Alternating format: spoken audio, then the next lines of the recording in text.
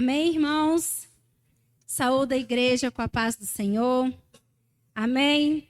O Senhor fez esse chamado através da vida da Bia, fazendo com que a igreja vivesse esse amor, esse toque dele, porque hoje o nosso tema é o toque que transforma. E nada melhor que essa ministração, onde esquentou, tirou você do comodismo para sentir o toque do Senhor essa noite. E eu inicio a nossa pregação com uma pergunta. Quando foi a última vez que um toque ou um abraço mudou o seu dia? Para pensar sobre essa pergunta. Quando foi? Quando foi aquele toque que você estava esperando, seja um abraço, um aperto de mão, um conselho de um amigo? Amém? O toque, irmão, é uma das linguagens mais poderosas do ser humano. É através do toque que a transformação acontece, gerando em nós curas, aceitações, pertencimentos, onde as palavras muitas vezes podem até falhar. Na Bíblia, Jesus não apenas falava, ele estendia suas mãos, apesar de que nos tempos de Jesus, existiam leis que impediam os hebreus de tocar, por exemplo, em um animal impuro. E aí eu trouxe para nós o que seriam esses animais impuros daquela época. Existiam os animais impuros terrestres, que eram os porcos, porque eles não ruminavam. O camelo, o coelho, a lebre, porque eles não tinham casco fendido. Na parte aquática, era tudo os que não têm barbatanas, escamas na água, os frutos do mar, lagostas, caranguejos. E as aves?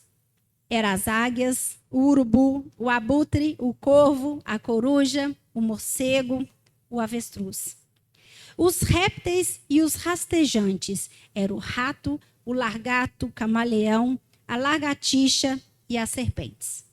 Não podiam, irmãos, nem tocar em uma mulher após o parto. Em Levíticos 12 fala isso. Em uma mulher no ciclo menstrual, em Levítico 15, 19 fala isso. Ou em uma pessoa vítima de lepra. E também em Levítico 13, 11, nos fala isso. Mas, irmãos, motivado por um amor que ia além das leis, Jesus frequentemente tocava as pessoas. E ele tocou em os olhos de um homem cego, em João 9:6, no corpo morto da filha de Jairo, Marcos 5:41, na língua de um surdo e gago, Marcos 7:33, e em um homem com lepra, em Marcos 1:41. E hoje nós começamos a nossa palavra com o nosso texto base, que é Mateus, capítulo 8, o verso 2 e 3. Que diz assim: E eis que um leproso, tendo-se aproximado, adorou-o de joelhos e clamou: Senhor, se é da tua vontade, podes purificar-me. Então, Jesus, estendendo a mão, tocou-lhe, dizendo: Eu quero ser limpo. E no mesmo instante, ele ficou purificado da lepra. E o primeiro ponto que eu gostaria de observar com vocês, irmãos, é o toque que quebra o isolamento. Naquela época, um leproso era o quê? Considerado um morto-vivo. A lei exigia que ele ficasse à distância. E quem visse um leproso na cidade, gritasse: Imundo! Imundo! Irmãos, não bastasse suas condições físicas, os leprosos eram humilhados. De suas condições e lembrados por quem os via. Ninguém tocava em um leproso por medo do contágio da impureza ritual. Então, mediante a essa situação, qual foi a atitude de Jesus? Primeiro, ele, Jesus, poderia ter curado apenas com uma palavra, assim como ele fez com o servo do centurião. Segundo, o leproso já havia ouvido de Jesus e suas curas, e ele poderia ter ouvido da jovem que tocou nas vestes de Jesus e foi curada. Imagina que esse leproso falou assim: se ela apenas tocou em suas vestes, foi curada, eu acho que eu vou atrás de Jesus e vou pedir para que ele me cure. E aí, para que ele também possa sair das condições parecidas dessa jovem, às vezes também ela se considerava imunda pela situação que ela se encontrava. Então, o que ele fez? O terceiro ponto. Mas Jesus escolheu o quê? O tocar.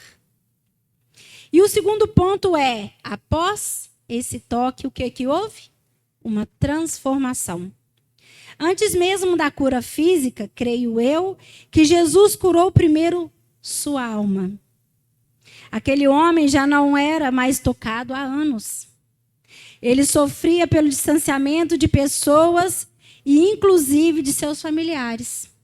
Sua alma estava despedaçada, aflita, até que o toque de Jesus disse: eu te vejo, eu te aceito, eu sou contigo. Você não está mais sozinho. Então, irmãos, quantas vezes pessoas ao nosso redor estão leprosas?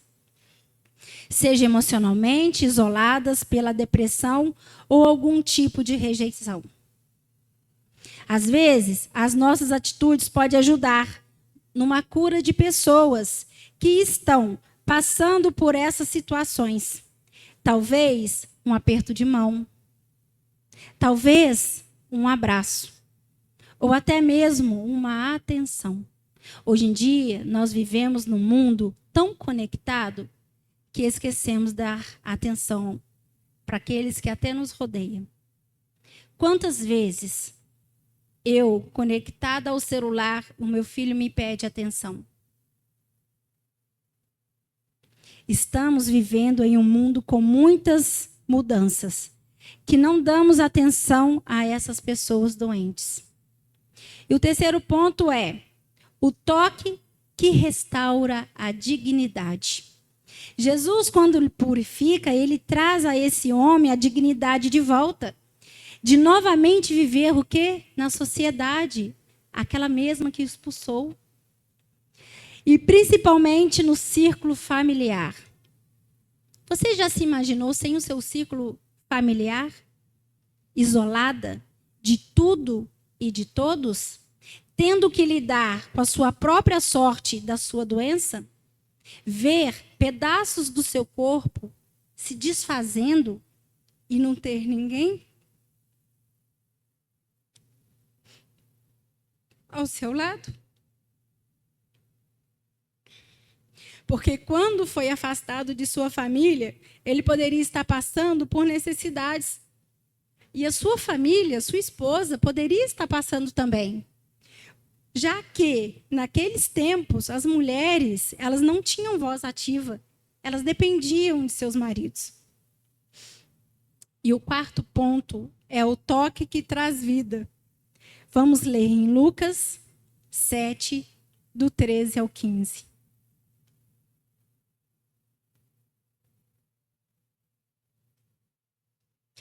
E vendo-a, o Senhor moveu-se de íntima compaixão por ela e disse-lhe: não chores. E chegando-se, tocou a esquife.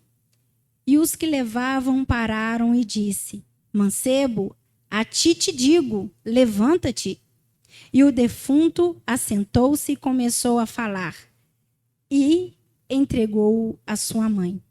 Aqui, irmãos, nós vemos que Jesus, ele encontra uma viúva em Naim que levava seu único filho para o enterrar. E novamente penso eu, ela era viúva, já não tinha mais um homem ao seu lado, e em meio a uma sociedade onde os homens que tinham voz ativa, ela já não possuía essa vez, e ao seu lado, quem estava era seu único filho. Para que a sua vida fosse mais branda, mas a sua opção falha quando a morte o encontra, mas nada melhor quando o seu caminho é cruzado com a vida. E essa vida é Jesus. E o primeiro ponto que nós vamos falar dessa situação é a atitude de Jesus. Ao tocar o esquife, Jesus interrompe um caminho de morte e ele se compadece da dor daquela mulher. E aí, o que houve novamente? Uma transformação. O que era um funeral virou uma festa. O toque de Jesus traz vida ao que estava morto. Seja um sonho, seja um casamento ou uma esperança. O Senhor, essa noite, quer tocar naquilo que tem de errado, despedaçado. Às vezes você já não está com mais esperança, mas o Senhor vem te tocar e vem trazer essa esperança novamente. Ah, o meu casamento é que não tem jeito, ou eu não aguento mais o meu casamento. Eu prefiro, acho, que a separação, mas esse não é a vontade de Deus para os casamentos desfeitos. Deixa que o Senhor venha tocar e transformar aquilo que estava se despedaçando, aquilo que estava gerando morte, transformar em uma nova vida. Então, o que devemos aprender com isso? Que quando Deus toca em nossas vidas, não é apenas para fazer-nos sentir bem. É mais do que isso. É para que a direção de nossa trajetória seja mudada por Ele. De luto para a alegria. Amém? E o quinto ponto é o toque que abre os olhos. O que essa história vai trazer para nós? Vamos ler em Marcos 8, do 22 ao 25. E chegando a Betsaida, algumas pessoas trouxeram um cego à presença de Jesus e rogavam-lhe que o tocasse.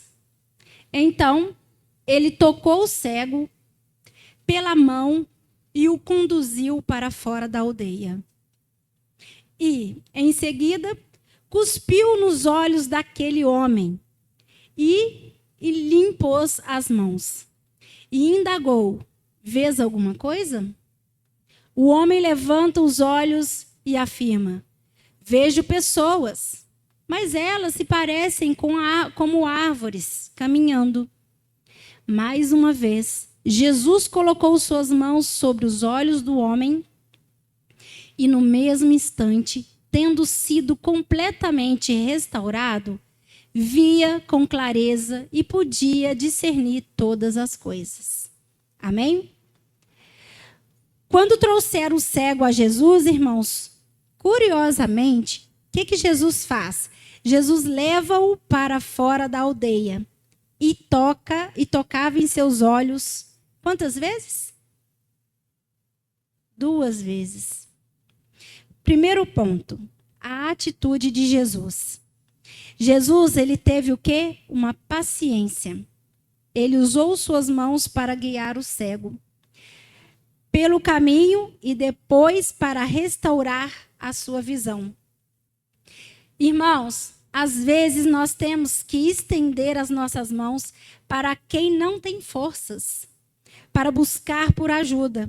É nossa obrigação como cristãos tocar em quem necessita de ajuda e depois conduzi-los à igreja como de forma de transformação em suas vidas.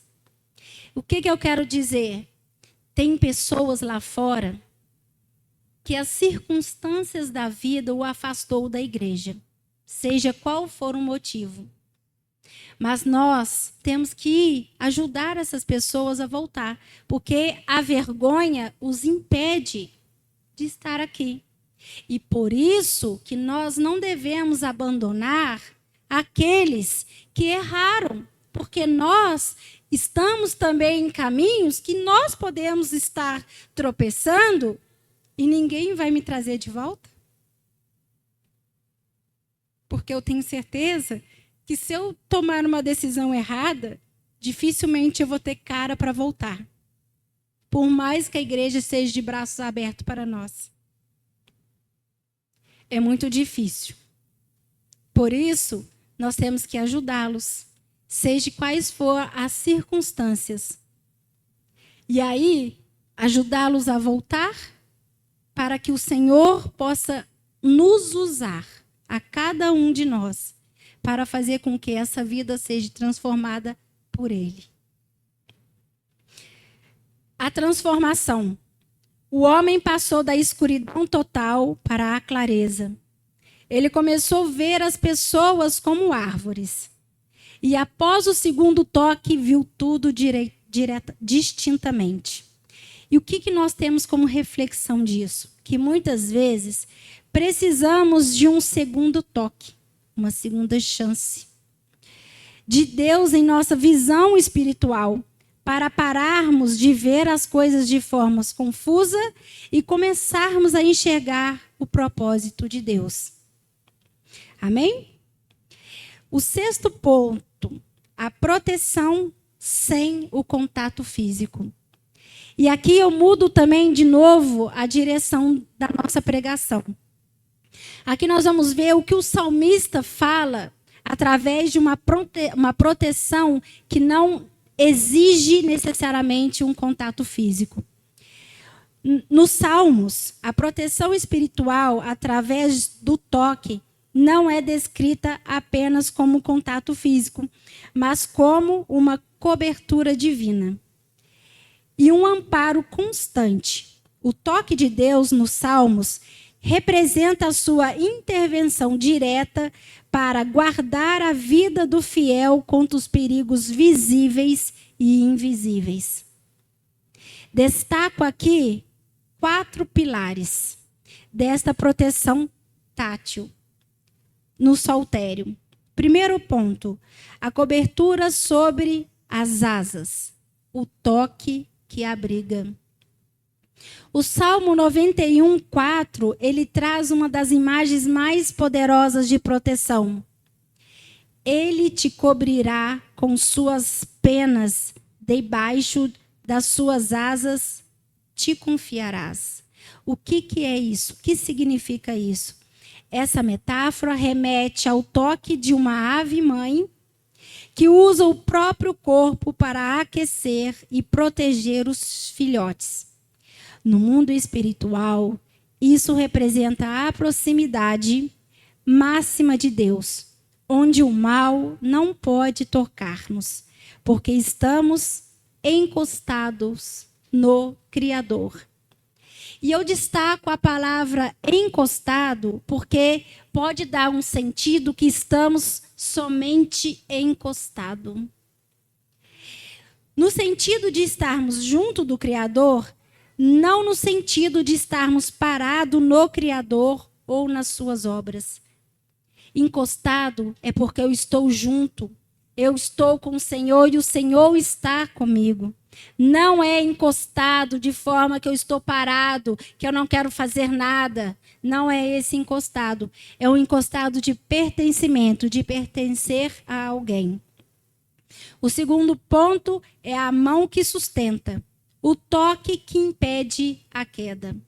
No Salmo 37:24, nós lemos: ainda que caia, não ficará prostrado, pois o Senhor o sustém pela mão. O poder do toque, a proteção aqui, não é a ausência de problemas, mas o fato de Deus estar segurando a sua mão. É o toque de segurança.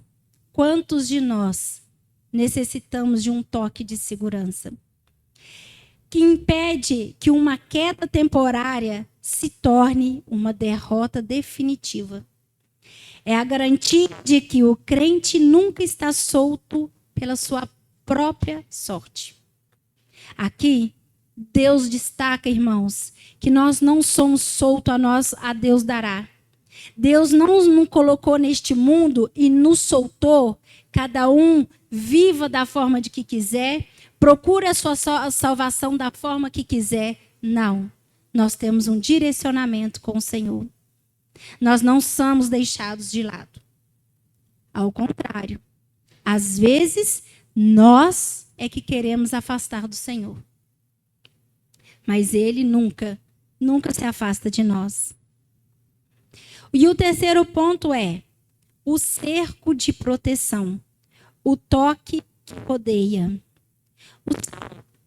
O Salmo 139, no verso 5 diz: Tu me cercas por trás e pela frente, e põe a tua mão sobre mim. A proteção que te cerca em 360 graus. Aqui o salmista, ele descreve o toque de Deus como um selo de propriedade. E sim, você é exclusivamente propriedade de Deus. Irmãos, quando Deus põe a mão sobre alguém, Ele está estabelecendo um limite espiritual. E o que isso simboliza para nós? É como se a mão de Deus fosse um escudo físico que filtra o que pode ou não chegar até a vida das pessoas. E o quarto ponto, o toque de conforto no vale. Aqui no Salmos 23, nessa parte do versículo, mesmo no vale da sombra da morte, o salmista, ele declara: tua vara e o teu cajado me consolam. E o primeiro ponto que eu destaco é a ação. O pastor, ele usa um cajado para tocar suavemente nas ovelhas. Espero eu não ser preciso usar o cajado do bispo. Guiando-as e trazendo-as de volta ao caminho. E esse toque corretivo e protetor, destaco aqui, é o que traz paz em meio ao medo. Então, o cajado é para te proteger, é para te trazer de volta, é para te puxar de perigos lá na frente, aonde eu estou vendo que você vai cair, mas eu consigo, através do cajado, te limitar e impedir que você caia ao abismo. E o segundo ponto é o toque negativo versus o toque positivo. Os salmos também mencionam o pedido para que o mal não toque. Salmo 105, no verso 15. Apenas nessa parte. Não toqueis nos meus ungidos. Irmãos, não foi de vãs palavras que o salmista disse isso. Isto mostra que existe uma imunidade espiritual estabelecida pelo toque prioritário de Deus sobre a sua vida e de seus filhos. E o que nós podemos trazer de conclusão para nós?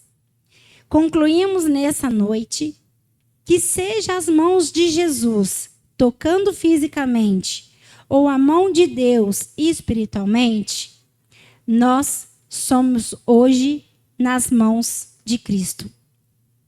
Quem usa o toque de amor como um toque que pode ser uma mensagem de apoio, pode ser uma mão amiga para alguém, de um ombro amigo para quem está chorando, ou até mesmo um cuidado prático para com o seu próximo. E eu faço nessa noite um desafio para vocês.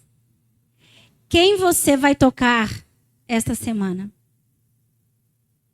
Quem precisa sentir que não foi esquecido por Deus através de um gesto seu. Quem experimentará permitir ser tocado por Deus? E para finalizarmos, Ezequiel 37, no verso 1, diz assim, essa passagem. Veio sobre mim a mão do Senhor. Quando a mão de Deus nos toca, até um vale de ossos secos se torna um exército vivente. Amém? Agradeço as oportunidades, Senhor. Vamos levantarmos, vamos agradecer o Senhor por essa palavra.